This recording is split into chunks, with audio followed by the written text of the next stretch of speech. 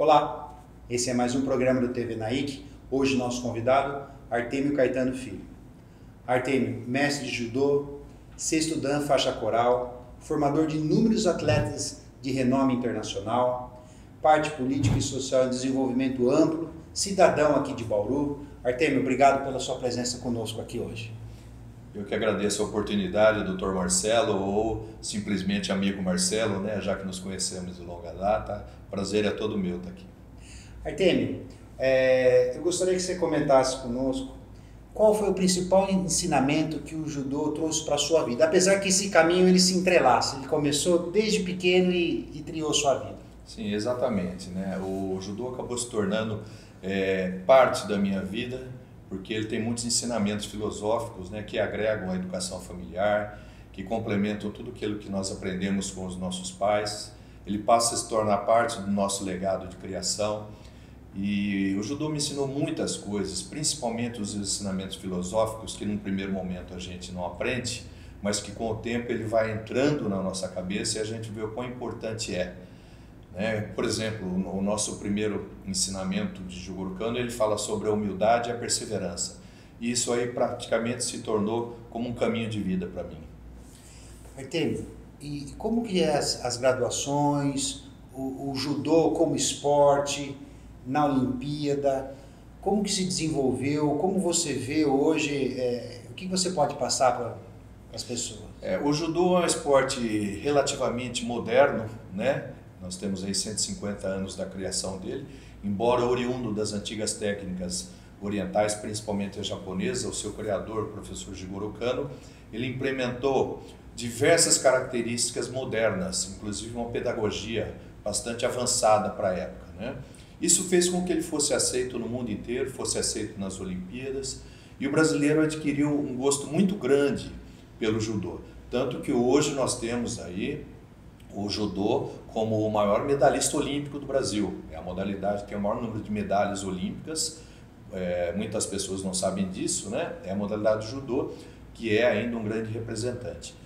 E eu particularmente até estranho um pouco porque ele conseguiu tantos adeptos no nosso país, porque ele se tornou tão popular, na medida que é um esporte que você coloca um kimonão pesado, né, e vai lutar num país tropical. Mas o brasileiro ele é muito afeito às lutas, né? A gente vê hoje várias modalidades aí, similares ao judô, das artes marciais que se dão bem também, graças a essa afeição que o brasileiro tem com as artes marciais, né?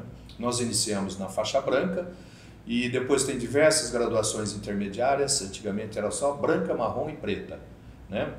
E as altas graduações. Hoje nós temos azul, amarela, laranja, verde, roxa, marrom, depois a faixa preta que vai até o 5º grau e depois nós temos as graduações superiores, né? São os kodansha, né? Onde a faixa a partir do 6º dan, ela passa a ser uma faixa vermelha e branca como essa. Então, 6º, 7º e 8º dan, a faixa é vermelha e branca, e 9º e 10º dan, a faixa é vermelha.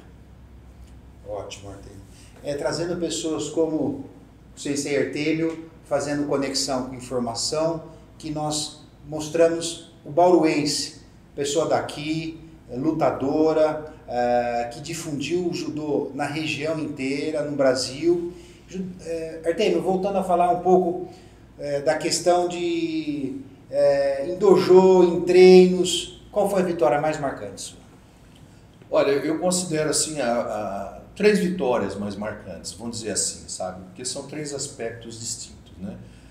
Especificamente na minha parte competitiva, na minha parte pessoal, eu sempre fui muito competidor, né? A vitória mais expressiva foi o primeiro campeonato mundial, que abriu as portas inclusive para os outros, né?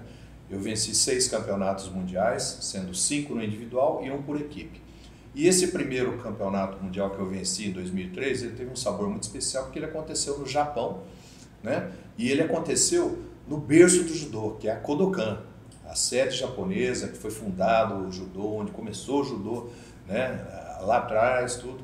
Então, todo esse acontecimento foi lá. Então, essa vitória, pessoalmente, é a minha mais marcante. Outras vitórias que eu tenho são os alunos que nós criamos, né? Como, por exemplo, o finado e estimado Mário Sabino, que foi atleta olímpico, participou de 2 Olimpíadas, né? Tem um título de bronze no Campeonato Mundial, ele tem também um título mundial militar e diversas participações expressivas. E não só ele, diversos outros alunos que chegaram a participar da seleção brasileira, alguns ainda estão participando, né? Nós temos aqui um celeiro aqui em Bauru que está acontecendo no Centro de Alto Rendimento do SESI, que nós ajudamos a montar inclusive, com atletas que estão participando e com chance inclusive de estar presente nas Olimpíadas, né? E a gente acompanha. Então também eu considero uma vitória essa formação de atletas, e eu também considero uma vitória muito grande e que é bastante marcante para mim, o grande número de atletas, não tanto atletas, né, mas alunos que passaram pelos projetos sociais. Porque hoje o judô como esporte formativo, ele acrescentou muito na vida de crianças, principalmente as crianças da periferia, que às vezes não têm uma condição de ter uma formação adequada em casa ou mesmo na escola, e o judô conseguiu, através dessa oportunidade que nós demos aí, oferecer um pouquinho mais para essas crianças também. Artemio, como veio o projeto social na sua vida? Você pensou, a coisa aconteceu normalmente? Como isso iniciou? Porque isso é uma questão de grande valor pessoal e para a cidade de Bauru. Olhar para trás do judô e não ver o Artemio em Bauru, isso é indissociável, né? Eu fui aluno seu, treinava na Bauru Judô Clube, lá quadra de cima da Duque, ia fazer a corrida até o Bauru Shopping, ou muitas vezes até o recinto Melo de Souza de Moraes. Antes de começar o treino técnico, era esse o treino físico, e um treino muito bom, segunda, quarta e sexta, era o ritmo, era a pegada. Depois eu fui para São Paulo, mas eu tive a minha passagem ali, e tinham outros colegas, tinha o Alinho e todos os outros lá. Como veio essa ideia da parte do projeto social? Eu comecei o judô, de certo modo, um pouquinho tarde. Eu comecei aos 11 anos de idade no SESI. Eu morava ali no alto da cidade. A minha família é muito humilde. Eu morava numa casa de madeira, inclusive, nasci ali. E foi o SESI que me oportunizou fazer diversas modalidades. A nossa atividade esportiva era moleque de rua naquela época e fazia muita coisa, né? Quando eu entrei no judô, eu tinha até uma certa formação física e esportiva, de certo modo, por conta dessas vivências. Mas eu já queria ter entrado antes e não pude, porque só existiam academias particulares. Minha mãe chegou a me levar uma vez e eu não consegui entrar.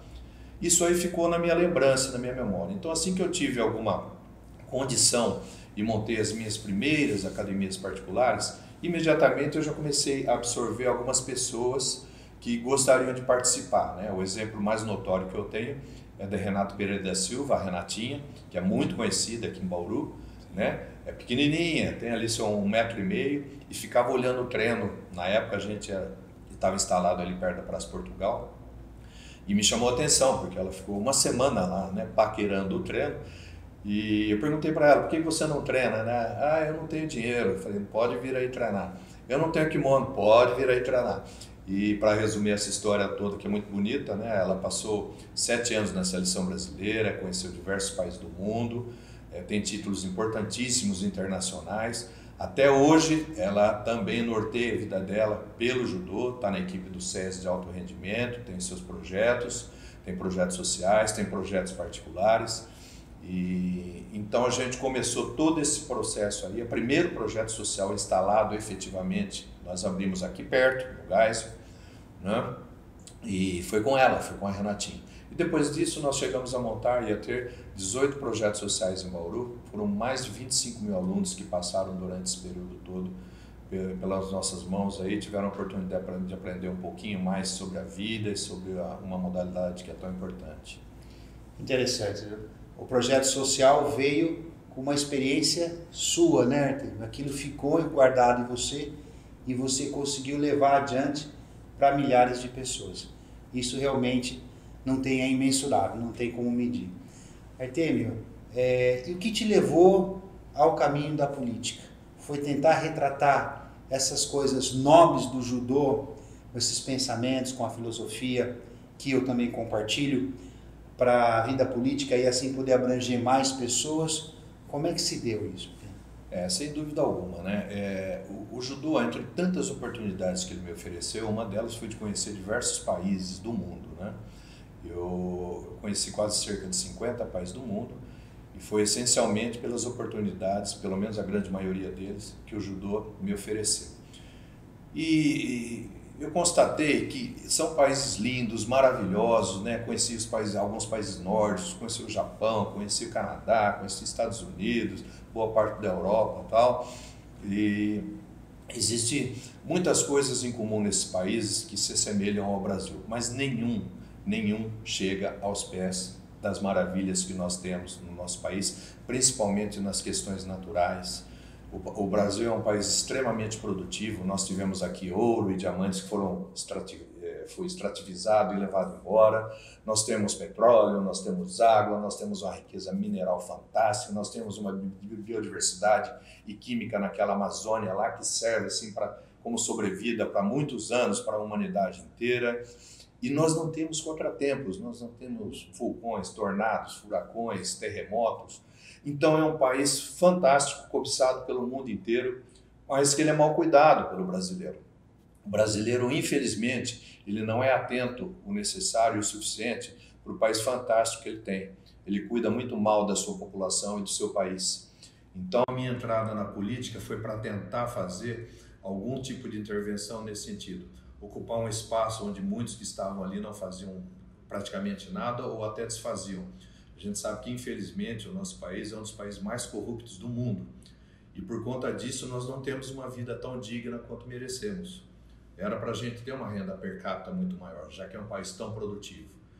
Então, o meu interesse foi, além dessa parte social que a gente tem, relacionada a toda a atividade esportiva, que eu acho tão importante para nós, também tentar cuidar um pouquinho mais do nosso país. Artêmio, conte um pouco para nós a sua atuação como delegado regional de esportes pela Secretaria do Estado de São Paulo aqui na nossa região.